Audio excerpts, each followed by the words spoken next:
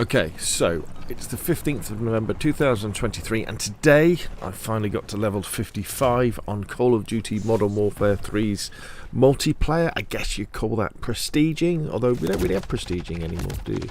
So I thought it would be a good time to share my thoughts about the multiplayer, to give it my review. Now, I will be doing kind of a full review where I'll talk about the whole package, but this really is just the multiplayer for people who normally buy the game just for that. Now, before we start though, I think there's always kind of like a PSA, a public service announcement, and some caveats about modern COD that's happened over the last few years. And this really does put a big question mark for me over multiplayer. And that is the fact it's crossplay, okay? Enforced crossplay. Now, I understand that on PlayStation you can turn it off, but it makes matchmaking more of a pain. On Xbox, which is what you're seeing here, you can't really turn it off. And this means you have to play with PC players. And if you have to play with PC players, and I don't mean to offend any PC players out there by saying this, but if you have to play with PC players, you have to play with cheaters, because there will be some cheaters, because cheating is reached epidemic proportions across many multiplayer games on PC. I understand as well that PS4s are getting hacked now as well, so we may well see that as an attack vector for cheaters. And the problem with that with COD is that lots of gunfights can be 50-50s. And if you seem to be losing a lot of 50-50 gunfights, it's not fun anymore. You need to win the odd one. You can't be losing all of them. Also, the fact that when you've got to play against people with PCs, they can have really massive points of angles of view. They could have a monitor and a computer that's running at 140 frames a second, which gives you an advantage over console. And it's something that I just wish they would get rid of. Have cross-play console to console, but don't have cross-play with PC. Okay, done. On with the review. Well, Modern Warfare 3, probably against a lot of expectations, is pretty good in the multiplayer department. Really is very good. The movement is next level. It's great. You can go many places on the map by climbing and mantling. You can run around, you can slide, you can dolphin dive. And you're moving quick, and there's some perks that you can add that make the movement even quicker.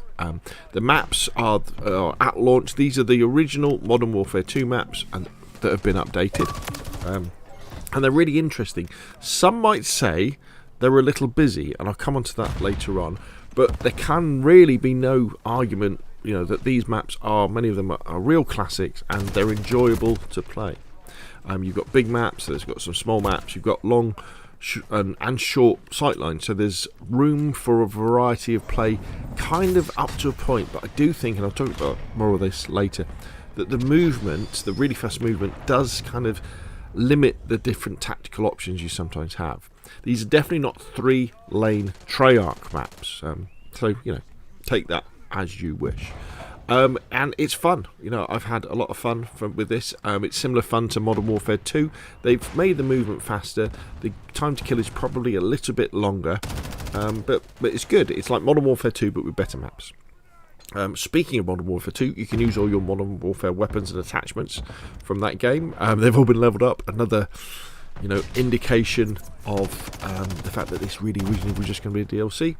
And as I say, the time to kill is a little bit longer, but it's okay. There are certain situations where it makes it difficult to kill two players one after the other unless you're very accurate at snapping from sort of chest and head on one player to the next, because you kind of run out of ammo. But it's part of the course. It's nowhere near as long as something like Black Ops 4, for example.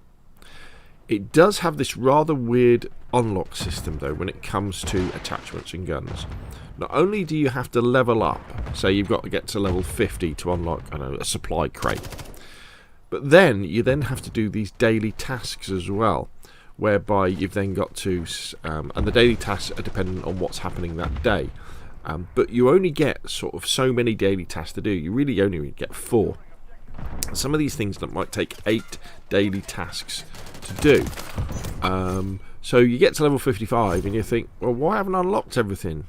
You've got to go back, and then you've got to start manually selecting this stuff about, and the order that you want to do it in. And you've probably unlocked loads of stuff, but you haven't unlocked it. You've unlocked the ability to unlock it, and it really is a pain. I think they've done it because they realised that in the zombies game mode, you can really farm, and you can level 55 fairly quickly. And so they've wanted to slow down, but I don't think it's a good addition. They should get rid of it. When I get to level 40 for something, when I get there, I want that thing. I don't want to have to go to a suppressor and go, oh wait a minute, I need to do some daily tasks. Oh, well, I've completed all my daily tasks for today. It means I'm going to have to do it tomorrow, so I'm going to have to put it in a queue. So yeah, a bit frustrating that. The perk system they've changed.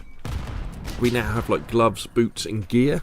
And you have a jacket that you can put on. It's all the same idea. I don't know why they just can't stick to 3 perks every year, but I think it's another example of where they're trying to make this look different from Modern Warfare 2. And of course, this is a COD. So if you're watching this video thinking, normally I don't like Call of Duties, this sounds good. If Rob says he likes it a lot, maybe I should think about it. No, this is still Call of Duty.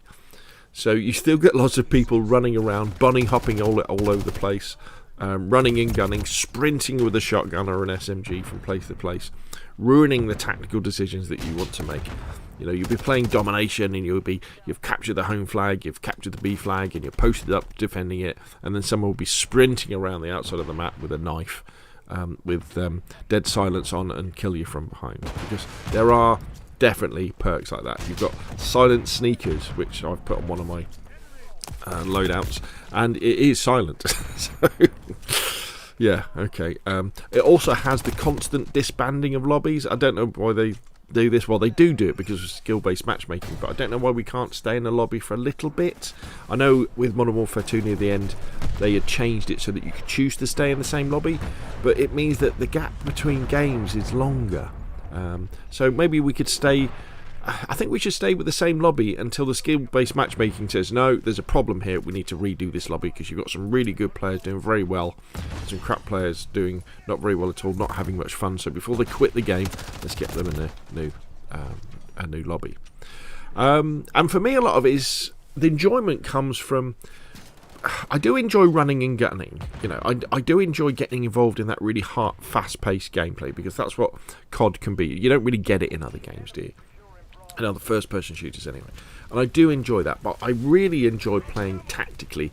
I like thinking that the decision I've made while I'm playing have made a difference to whether I'm up or down, whether I'm helping the team or not. And you can do that to an extent with Modern Warfare 3.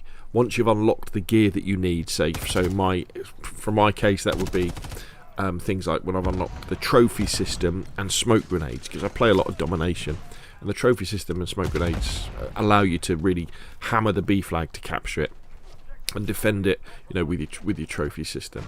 And I've had a lot of fun being tactical like that, and enjoying it, and taking it up to the next level with the speed.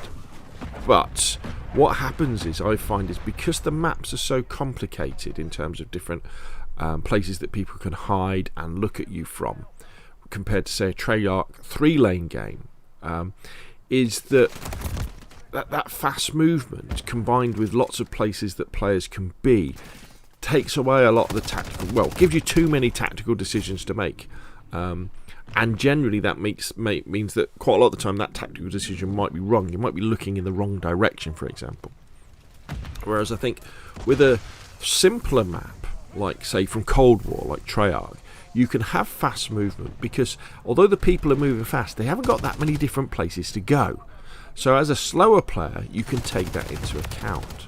So I kind of think that what COD perhaps should consider is on games where you have these busy maps, so for example this one and the original Modern Warfare 2019, I think that was so great about that was because you had these really complicated maps with lots of different sight lines, lots of different places, but because the players couldn't bunny hop and sprint and slide around everywhere, it meant that as a more tactical player, more defensive player, let us say, you could look at there was a more limited number of options where people could be. Someone couldn't be behind you in 10 seconds like they can. So that's a little complaint. But it is fun, and I have enjoyed it. And I can play tactically, as I said.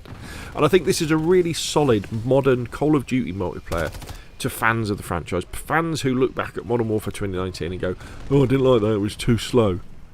Or the maps were too big. Or even Modern Warfare 2. people who played Vanguard and didn't like it. I think if, for example, you really liked Cold War, you'll like this. The maps are, again, as I said, a bit messier, but you'll like that. And I think that's a big part of the community. People are like that. And I think Modern Warfare 3, despite the fact that it's going to have an awful lot of bad publicity about the fact that it was originally just the DLC, and yet they are paying full price for it. Well, we're having to pay full price of it. I think it's going to be pretty popular as long as streamers kind of get behind it and content creators get behind it. Now, I don't want to sound too down on this, because I have had a lot of fun with this COD though. The most since Cold War, but not more than Cold War, because of the reasons I just said. In fact, I think with the busy maps, if you have a busy map, you should have slower movement, and then when you have a simpler map, you can have faster movement. That's the kind of the rock paper scissors balancing that I think they should do. So in conclusion then, I think that Modern Warfare 3 is a good multiplayer COD, and I think if you're a big fan of multiplayer CODs, forget the fact that this really is DLC. Forget the fact that although it's called Modern Warfare 3, it's got Modern Warfare 2 remake maps in it, and buy it, because you will enjoy it. You'll enjoy the speed, you'll enjoy the aggression, and I think that will be lots of people who are fans of the franchise. So there we go. So that's what I kind of think. But if you were hoping that they were going back to, say, Modern Warfare 1's slower, more tactical sort of gameplay, it isn't. This is quick. This is fast Call of Duty. Anyway, that's enough from me. What do you think? Put your questions and comments down below, and I will, of course, see you again soon.